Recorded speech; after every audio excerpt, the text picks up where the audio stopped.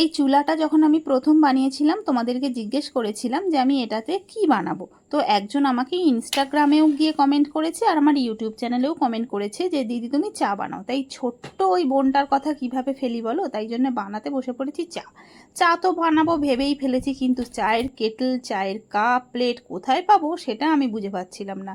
হঠাৎ দেখছি আলমারির এক কোণায় একটা কাপ প্লেটের সেট উঁকি মারছে। তাই ভাবলাম এটা নিশ্চয়ই আমার কর্তামশাইয়ের ছোটোবেলাকারই হবে। কাপ প্লেটের সেট তো পেয়ে গেলাম, এইবারে আমি সাঁড়াশি বলো, ছাঁকনি বলো, এইগুলো কোথায় পাবো? সেইগুলো আমি বড় বড়ই ইউজ করেছি। আচ্ছা তোমরা বলো তো এই ছোট ছোট জিনিসগুলো আমি কোথা থেকে কিনতে পাবো? ছোটোবেলায় জানতাম, কারণ তখন সেগুলো কিনতাম, কিন্তু এখন সেই দোকানগুলো আর খুঁজে পাই না।